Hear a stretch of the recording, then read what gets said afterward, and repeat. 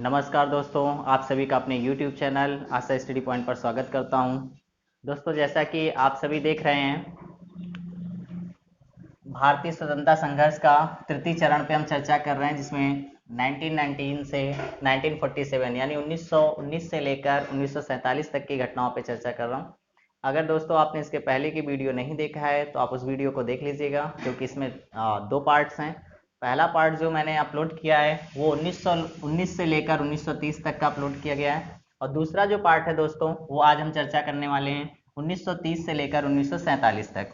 यानी अगर हम बात करें तो यहाँ से जो भी आपके तृतीय चरण से बनने वाले महत्वपूर्ण घटनाएं हैं, उनसे संबंधित जो भी हमारे एग्जाम में क्वेश्चन बनते हैं, वे सारे ही संपूर्णतया चर्चा हो जाएंगे। आइए देखते हैं। पहले दोस्तों चर्चा करते हैं हम प्रथम गोलमेज सम्मेलन। तो देखिए, गोलमेज सम्मेलन हमारे 3 हुए थे, जिसमें प्रथम, द्वितीय, तृतीय के रूप में। तो प्रथम गोलमेज सम्मेलन का समय क्या था, कहाँ पर संपन्न हुआ, कार्य क्या हुआ, भारत की तरफ से कौन प्रतिनिधित्व करने गया था, और कौन हमारे ऐसे व्यक्ति हैं जिन सम्मेलन में लगातार बने रहे, या उनसे संबंधित क्या क्या प्रश्न हैं, इसको देखते हैं। तो आइए, पहला अगर हम बात करें दोस्तों, तो प्रथम गोलमेज सम्मेलन का 12 नवंबर 1930 से 13 जनवरी 1931 तक लंदन में आयोजित हुआ। तो पहला पॉइंट आपका निकल के आता है, प्रथम गोलमेज सम्मेलन 1930 से 31 तक चला। कहाँ पर चला, तो वो हो जाएगा आपका लंदन में। नेक्स्ट दोस्तों, अगर हम बात करें इसमें तो क्या क्या चीजें थी। यह ऐसी पहली वार्ता थी जिसमें ब्रिटिश शासकों द्वारा भारतीयों को बराबर का दर्जा दिया गया था। और सम्मेलन का उद्देश्य क्या था, उद्घाटन में ब्रिटेन के सम्राट जॉर्ज पंचम और प्रधानमंत्री रैमजे मैकडोनाल्ड ने किया था। तो देखिए, यहाँ पे ध्यान देना है आप सभी को कि अगर हमसे क्वेश्चन पहला बनेगा प्रथम गोलमेज सम्मेलन का आयोजन का समय, तो आप बता देंगे कहाँ पर, वे चीजें। फिर अगर थोड़ा डीप क्वेश्चन पूछता है तो यहाँ से आपको याद रखना है उद्घाटन में मुख्य रूप से कौन लोग थे। तो ब्रिटेन की तरफ से जॉर्ज पंचम जी और प्रधानमंत्री रैमजे मैकडोनाल्ड। और पहली बार ऐसा हुआ था जिसमें भारतीयों को बराबर का दर्जा दिया गया था। तो क्वेश्चन बनेगा यहाँ से कि कौन से लोग थे, या वे कौन से कार्यकर्ता या नेतृत्वकर्ता थे जो प्रथम गोलमेज सम्मेलन में भारत का प्रतिनिधित्व किया। तो यहाँ पे याद रखना है दोस्तों, भारत का प्रतिनिधित्व तेज बहादुर शंकु, अंबेडकर और एनी बेसेंट ने किया। तो ये 3 नाम आपको याद रखना है कि प्रथम गोलमेज सम्मेलन में भारत का प्रतिनिधित्व किसने किया था या नेतृत्व किसने किया था। तेज बहादुर शंकु, अंबेडकर और आपके एनी बेसेंट। आइए फिर इससे संबंधित दोस्तों, गांधी इरविन समझौता, ये बार बार प्रश्न पूछा जाता है। तो गांधी जी को आप सभी भली बहुत जानते भी हैं, और गांधी जी से एक वीडियो हम अपलोड करेंगे जिसमें गांधी जी का व्यक्तिगत परिचय से लेकर उनसे होने वाली सारी घटनाओं को भी चर्चा किया जाएगा। अभी तो हम संग्राम में चर्चा कर रहे हैं, तो उसमें जो भी गांधी जी का रोल है वो एक शॉर्ट टर्म पे जैसा रहा है, वो घटनाओं से रिलेटेड हम चर्चा कर रहे हैं। स्पेशली एक गांधी युग पे भी हम चर्चा करेंगे जिसमें गांधी जी पर फोकस किया जाएगा। आइए दोस्तों, तो चर्चा करते हैं गांधी इरविन समझौता। तो ब्रिटिश की तरफ से इरविन नामक व्यक्ति था, और गांधी जी को आप सभी जानते हैं। इन दोनों के बीच में कुछ वार्ताएं हुई थी जो पिछली घटनाओं के बारे में मैंने आपसे चर्चा किया था, जैसे सवैज्ञा आंदोलन है, खिलाफत आंदोलन है। इस तरीके से क्रांतिकारी हमारे लगातार ब्रिटिश के पास अपने पत्रों को भेजते थे, अपनी मांग को रखते थे, लेकिन ये लोग किसी भी तरीके से उनकी कोई सुनवाई नहीं करते थे, जिसकी वजह से घटनाएं लगातार बढ़ती गईं। और उन सबको लेकर गांधी जी के बीच में और इरविन के बीच में कुछ समझौते हुए, और उन शर्तों के अनुसार क्या हुआ, आपका सविनय अवज्ञा आंदोलन को गांधी जी ने स्थगित किया था। इस तरीके से कुछ चर्चाएं। तो पहला क्वेश्चन तो यही बनेगा, गांधी इरविन समझौता कब हुआ, तो 1931 में हुआ था। अब दोस्तों बात करें तो इसके बीच लंबी बातचीत के बाद, यानी इन दोनों लोगों के बीच में क्या हुआ, एक लंबी बातचीत हुई, और 5 मार्च 1931 को एक समझौता हुआ जिसे गांधी इरविन के नाम से जाना गया। इसकी मुख्य शर्तें थी। तो आपसे ज्यादा तो शर्तें नहीं पूछता है, केवल 1-2 पॉइंट्स हम यहाँ पे डिस्कशन कर देते हैं कि मुख्य भूमिका क्या थी। फिलहाल केवल क्वेश्चन इतना ही पूछा जाता है, गांधी इरविन समझौता कब हुआ, तो 1931 में। किसके किसके बीच हुआ, तो गांधी जी इरविन ऑलरेडी नाम दिए ही है। चलिए शर्तों के अनुसार हम बात करें तो पहला पॉइंट था सविनय अवज्ञा आंदोलन की समाप्ति, यानी गांधी जी को सविनय अवज्ञा आंदोलन को समाप्त करने के लिए, उनसे संबंधित बिंदुओं को मानने के लिए तैयार हो गई थी ब्रिटिश सरकार। दूसरा पॉइंट आपका था सभी राजनीतिक बंदियों को रिहा जिन पर हिंसा का आरोप नहीं था। जैसा कि आप सभी ने देखा था, साइमन कमीशन वगैरह इस तरीके का ब्रिटिश द्वारा गठन किया गया एक ऐसा अध्यादेश था, या हम कह सकते हैं कमीशन था, जिसके तहत तो किसी को भी संदेह के घेरे में लेकर उसको गिरफ्तार कर लेते थे या उनके साथ दुर्व्यवहार करते थे। इस तरीके बहुत सारे ऐसे हमारे राजनीतिक थे जिनको ब्रिटिश द्वारा बंदी बना लिया गया था, जबकि उन्होंने ऐसा कोई भी कार्य नहीं किया था जिसकी वजह से उनको बंदी बनाया जाए। तो गांधी जी के अनुसार उन सभी को रिहा करने के लिए बात मानी गई। और तीसरा पॉइंट था आपका विदेशी कपड़ों और शराब की दुकानों पर शांतिपूर्वक धरना देने का अधिकार। इस तरीके से कई शर्तें थी, बट जो महत्वपूर्ण थी वो मैंने 3 आपको बताया कि गांधी इरविन समझौते में क्या क्या चीजें हुई थी। अब दोस्तों इसी से रिलेटेड आगे बढ़ते हैं तो द्वितीय गोलमेज सम्मेलन की बात आती है। द्वितीय गोलमेज सम्मेलन की बात अगर हम करें तो 7 सितंबर 1931 से 1 दिसंबर 1931 तक चला। सेम पैटर्न कहाँ पे, लंदन में ही आयोजित किया गया था। इसमें कांग्रेस के एकमात्र प्रतिनिधित्व के रूप में गांधी जी ने भाग लिया था। तो ये महत्वपूर्ण क्वेश्चन है, बार बार पूछा जाता है किस गोलमेज सम्मेलन में महात्मा गांधी जी ने प्रतिनिधित्व कांग्रेस का किया था, यानी एकमात्र व्यक्ति के रूप में गांधी जी गए थे। और फिर वहां पे क्या हुआ था, गांधी जी के ब्रिटेन पहुंचने पर विंस्टन चर्चिल ने इन्हें अर्धनग्न फकीर कहा था।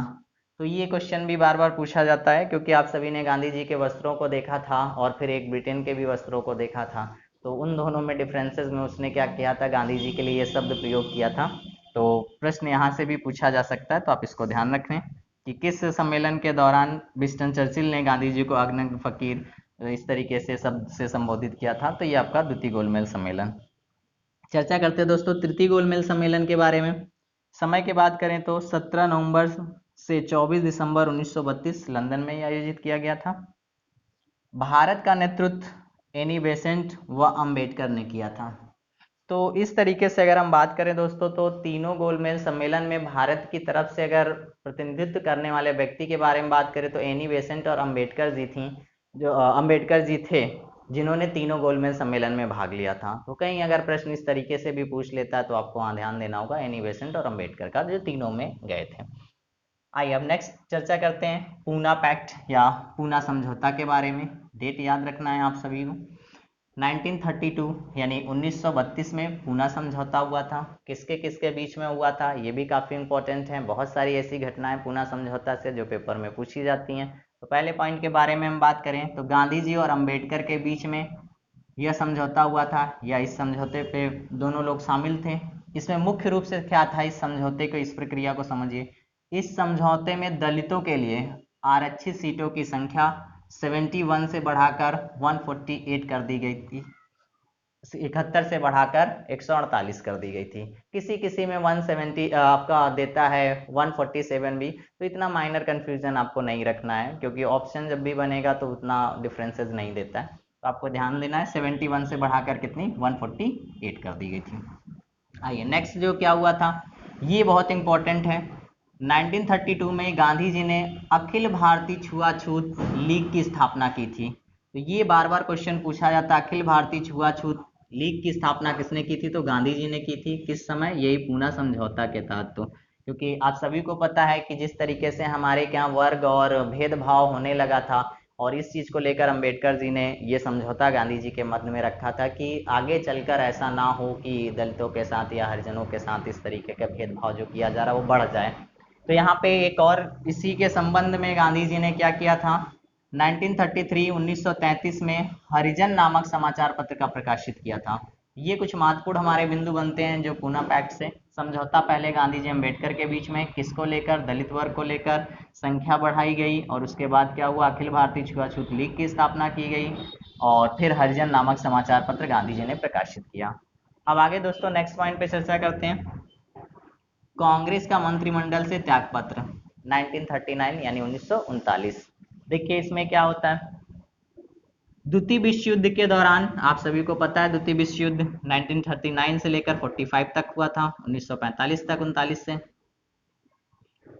और इसके बाद क्या हुआ था, उसमें द्वितीय विश्व युद्ध के दौरान बिना भारतीय नेताओं से राय लिए ब्रिटिश वायसराय लॉर्ड लिथगो ने भारतीय सेना को युद्ध में लगा दिया था, जिसके कारण कांग्रेस ने मंत्री मंडल से सामूहिक त्यागपत्र दे दिया था। इसी घटना को आप कह सकते हैं कांग्रेस का मंत्रिमंडल से त्यागपत्र।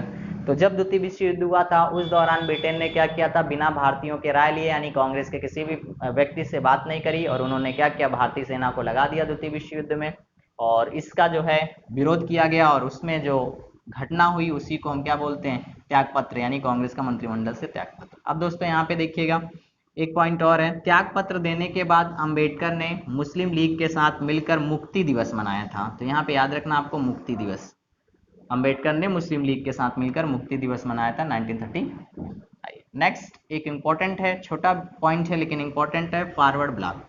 बार बार क्वेश्चन डायरेक्ट पूछता है, फॉरवर्ड ब्लॉक की स्थापना किसने की थी, कब की थी। तो यहाँ दो ही क्वेश्चन बनेंगे आपके, पहला पॉइंट बनेगा 1939 में, दूसरा बनेगा सुभाष चंद्र बोस।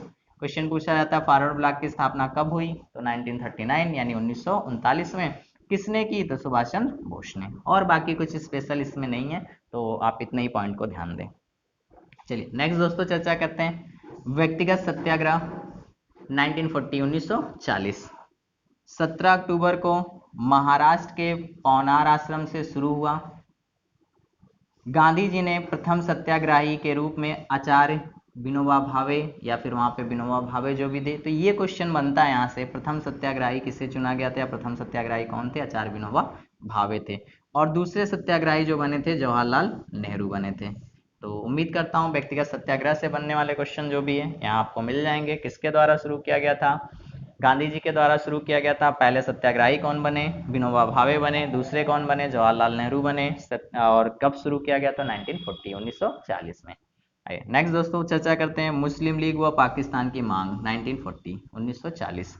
पहली बार मुस्लिम लीग ने क्या किया था, एक अलग भारत से राष्ट्र बनाने की मांग की थी। यानी हम ये कह सकते हैं खुलकर उन्होंने भारत के विभाजन की बात रख दी थी कि हमें अपने जिस हिसाब से यहाँ पे हमें सुविधाएं हैं या हमारे नेतृत्वकर्ता हैं या हमारी संख्या है हर जगह, उससे इनको ऐसा लगा कि हो सकता है कि देश आज़ाद होने के बाद हमारी स्थितियां और खराब हो। यानी ओवरऑल मैंने आपसे चर्चा किया था कि ब्रिटिश का यही काम था कि आपस में मतभेद डालना, फूट डालना और शासन करने की पद्धति, जिसकी वजह से 1940 में मुस्लिम लीग ने लाहौर अधिवेशन में मोहम्मद अली जिन्ना के नेतृत्व में प्रथम बार पाकिस्तान की मांग की गई। तो यहाँ पे क्वेश्चन आपसे बनेगा, पाकिस्तान की मांग सर्वप्रथम किसने की थी, तो मोहम्मद अली जिन्ना ने की थी और 1940 लाहौर अधिवेशन में।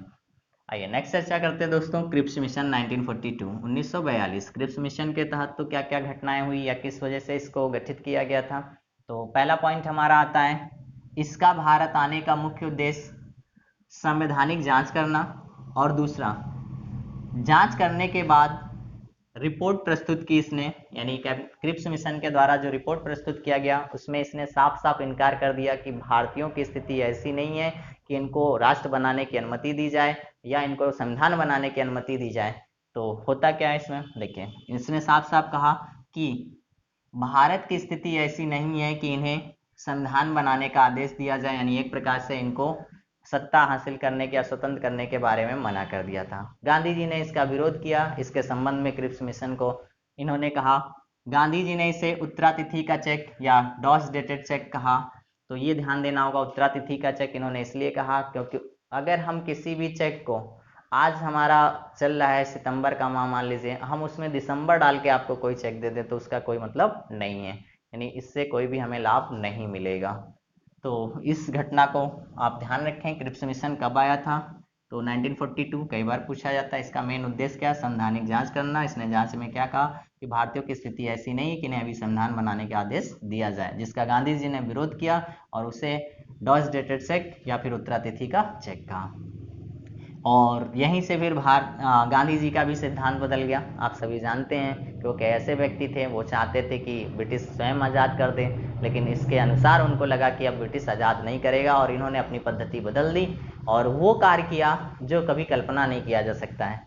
यानी भारत छोड़ो आंदोलन के आह्वान किया कि अब भारतीयों आपको आज़ाद करने के लिए जो भी स्थितियां हैं वे सारी आप अपनाइए और खुलकर इनका सामना करिए।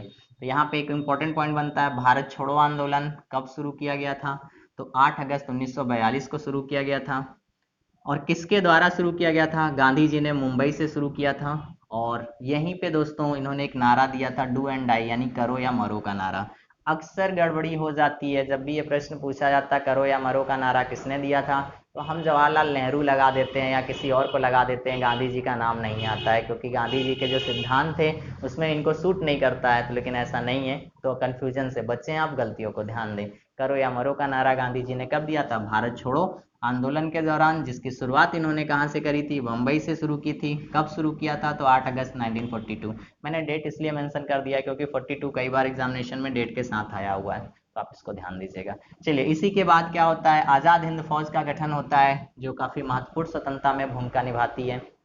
तो हम बात करें आज़ाद हिंद फौज के बारे में, तो कैप्टन मोहन सिंह व रास बिहारी बोस ने 1943 में यानी 1943 में जर्मनी से सिंगापुर आने का निमंत्रण भेजा। किसे?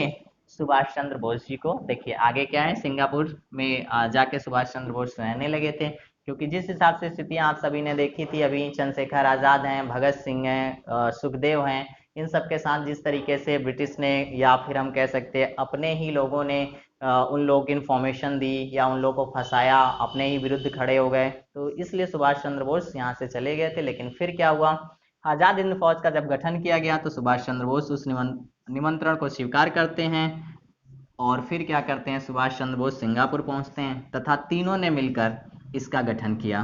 तो मुख्य रूप से अगर हम बात करें आजाद हिंद फौज के बारे में, तो पहले कैप्टन जो बने वो सुभाष चंद्र बोस जी बनाए गए थे, तो इनका नाम प्रमुख दिया जाता है। बाकी अगर गठन के बारे में बात करें तो मोहन सिंह आपके और रास बिहारी बोस प्लस आपके सुभाष चंद्र बोस, तीनों लोगों का नाम होगा।